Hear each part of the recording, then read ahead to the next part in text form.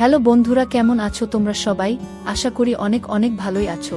আর তোমাদের ভালোবাসায় আমিও অনেক ভালো আছি, কারণ তোমরা আমাকে যে পরিমাণে ভালোবাসা দিয়েছো এবং সাপোর্ট দিয়েছো তা আমি কোনোদিন ভুলতে পারবো না। তাই তোমাদেরকে মজা দেওয়ার জন্য আবারও একটি নতুন গল্প নিয়ে হাজির হলাম। গল্পটি শোনার মতো, আশা করি তোমাদের দাঁড়িয়ে যাবে এবং তোমরা হাতের কাজ করতে সবাই হেডফোন নিয়ে বসে যাও। আমার শ্বশুর প্রতি রাতে কাজের মেয়েকে নিয়ে নিজের ঘরে যেত এবং যখন সকাল হতো মেয়েটি খোঁড়াতে খোঁড়াতে বাইরে আসত এবং তার অবস্থা খুবই খারাপ থাকত। তার চুল এলোমেলো হয়ে থাকত। আমি যখন তাকে জিজ্ঞাসা করেছিলাম তখন সে বলেছিল যে তোমাদের উপর ঈশ্বরের অভিশাপ বর্ষিত হবে। তখন আমি খুবই অবাক হয়ে গিয়েছিলাম।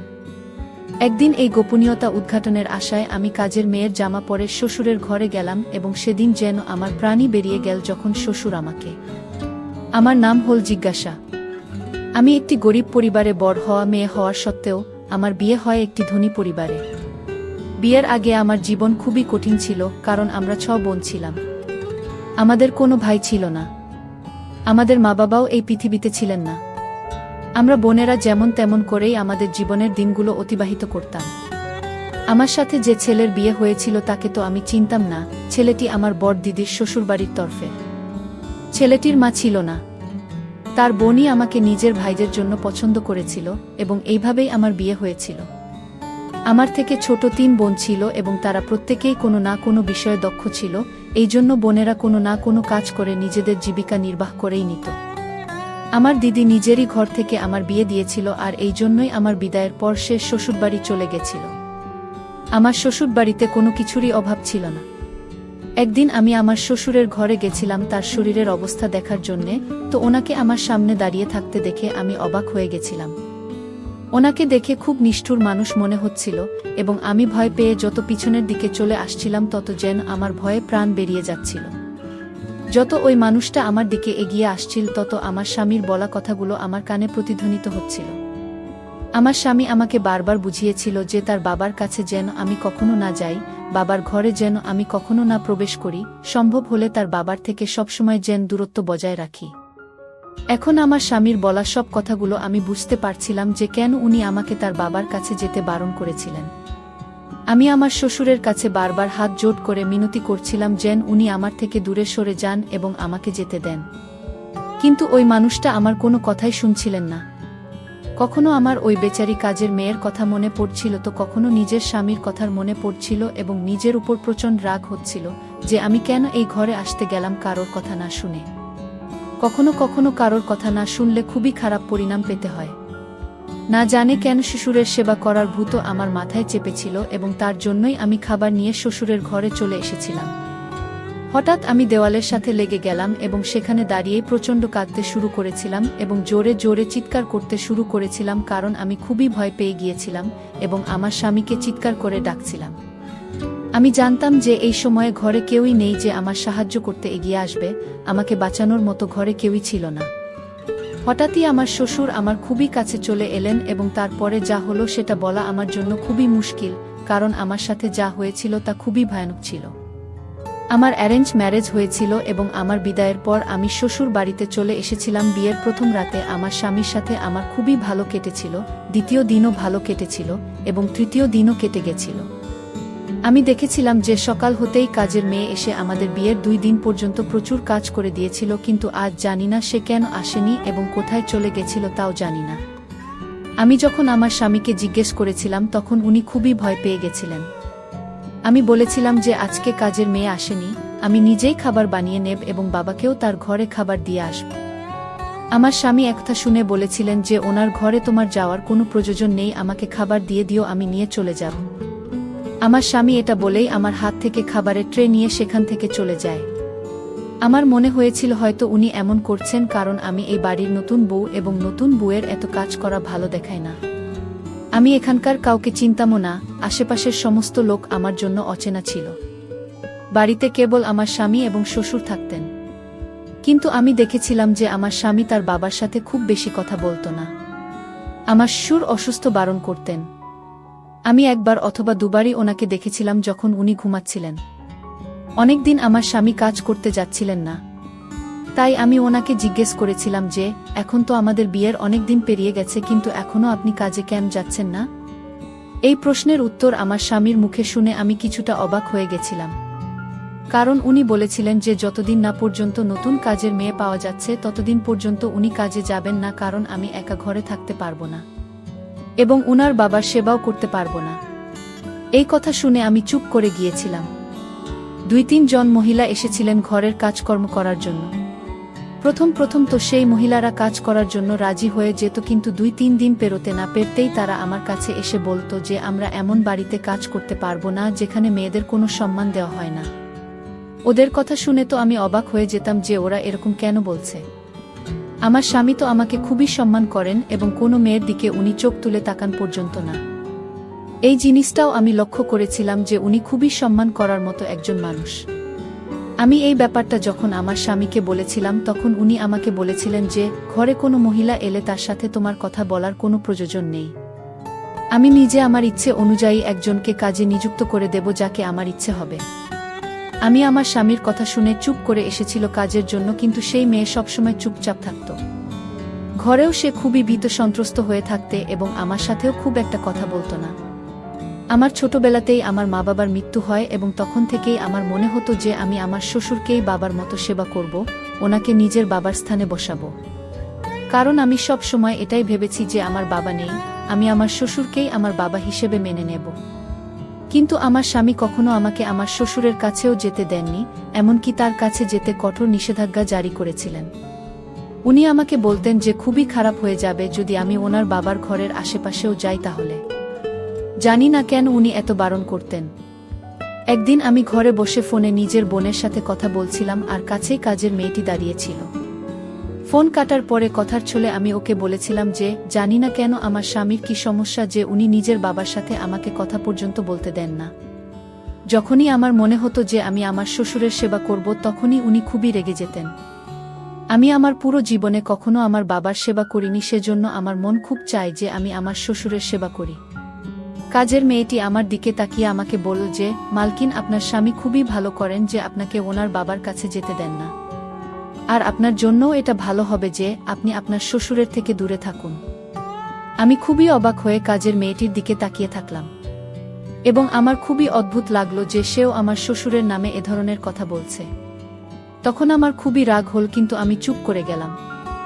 একদিন সেই কাজের মেয়ের বাড়িতে কোনো কাজ থাকার জন্য ও তাড়াতাড়ি বাড়ি চলে গেছিল এবং এই কারণে আমাকেই খাবার আমার শ্বশুরের ঘরে নিয়ে যেতে হলো। আমি ওনার ঘরে চলে গেলাম এবং সাইড টেবিলে খাবারের ট্রে রেখে শ্বশুরকে ঘুম থেকে তোলার চেষ্টা করতে লাগলাম। কিছুক্ষণ পরেই উনার চোখ খুলে গেল এবং উনি আমাকে দেখতে লাগলেন। উনি আমাকে কিছু বলতে যেতেন তার আগেই হঠাৎ করে দরজা খুলে গেল এবং আমার স্বামী আমার শ্বশুরের ঘরে এলেন ও আমার হাত ধরে আমাকে সেই ঘরের বাইরে নিয়ে চলে গেলেন। আমি খুবই ভয় পেয়ে গেছিলাম এবং ওনাকে বললাম যে কি হয়েছে আপনার? আপনি এভাবে আমাকে টেনে কেন বাইরে নিয়ে চলে এলেন? উনি রেগে আমাকে বললেন যে তোমাকে কতবার বারণ করেছিলাম যে আমার বাবার ঘরে যেও না, কিন্তু আমার বোঝানো কথাগুলো তো কিছুতেই তুমি বুঝবে না। আমার বলা সত্ত্বেও তুমি বাবার ঘরে চলে গেলে। যদি কিছু হয়ে যেত তাহলে আমার থেকে খারাপ আর কেউ হতো না। আমি আমার স্বামীর কথা কিছুতেই বুঝতে পারছিলাম না যে উনি আসলে বলতে কি চাইছেন। জানি না উনি এরকম কেন করছিলেন। আর এতে এত রাগ করার মতো কি হয়েছে যে হাত ধরে টানতে টানতে উনি আমাকে ঘরের বাইরে নিয়ে চলে এলেন এবং আমাকে ঘরে নিয়ে এসে দরজা বন্ধ করে দিলেন। আমি আমার স্বামীর ব্যবহার কিছুতেই বুঝতে পারছিলাম না যে উনি ওনার বাবাকে এত অপছন্দ কেন করেন।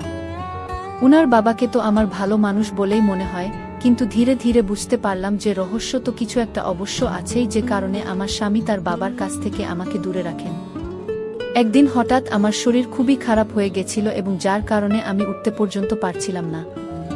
দুপুরবেলা যখন আমার চোখ খুলল তখন আমি বাইরে গেলাম আর দেখতে পেলাম যে আমার শ্বশুরের ঘর থেকে কাজের মেয়েটি বেরিয়ে আসছিল, কিন্তু সে খুবই কষ্টে হেঁটে আসছিল। তার অবস্থা দেখে আমার খুবই অদ্ভুত লেগেছিল।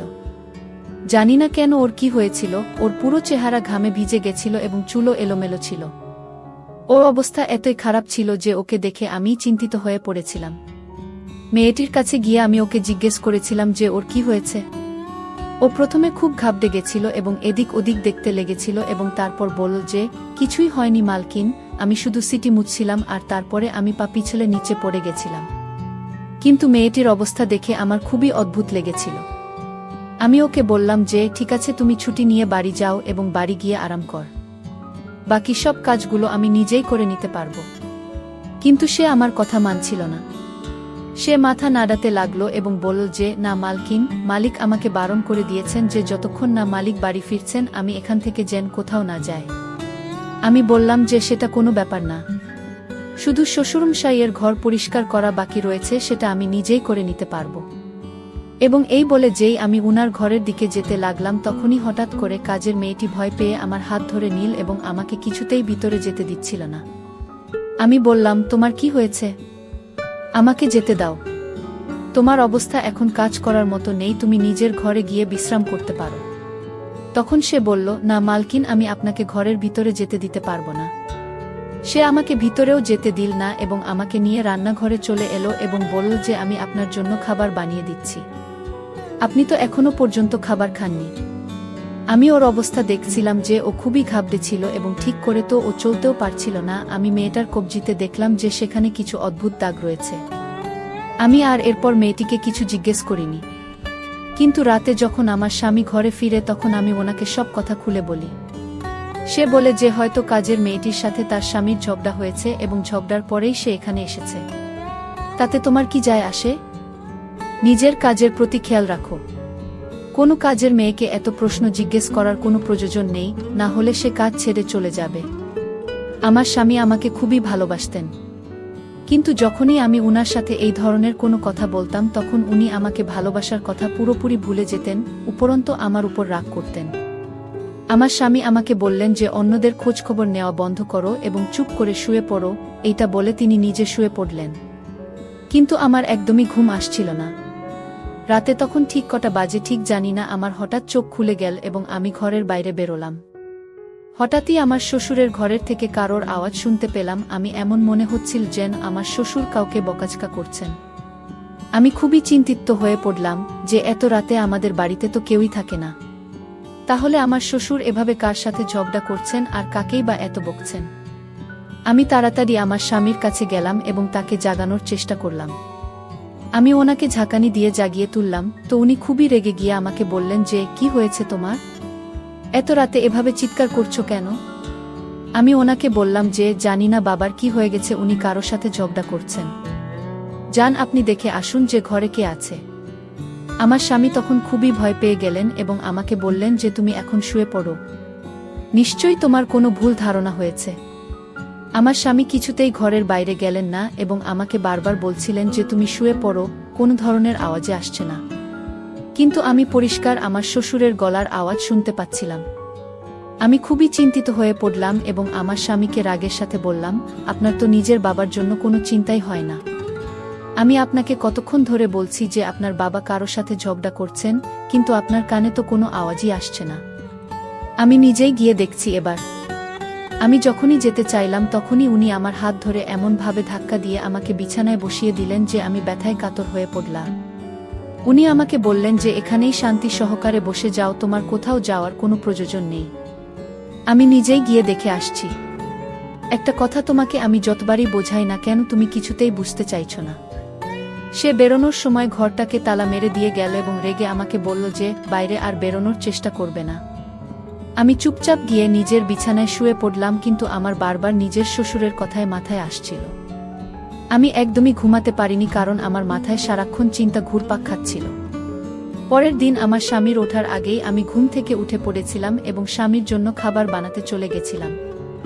আমি রান্নাঘরে দাঁড়িয়েছিলাম এবং উনার জন্য খাবার বানাচ্ছিলাম, কিন্তু ততক্ষণে ও কাজের মেয়েটি আমাদের বাড়িতে আসেনি। আমি অস্থির হয়ে পড়েছিলাম কারণ আমার শ্বশুরের খাবারের সময়ও হয়ে গেছিল, আর আজ তো কাজের মেয়েটি খুবই দেরি করছে আসতে। আমার শ্বশুরকে তো খাবারের পরে ওষুধও খেতে হয়। তখন আমার স্বামী উঠে এলেন, তখন আমি ওনাকে এটা বলায় উনি বললেন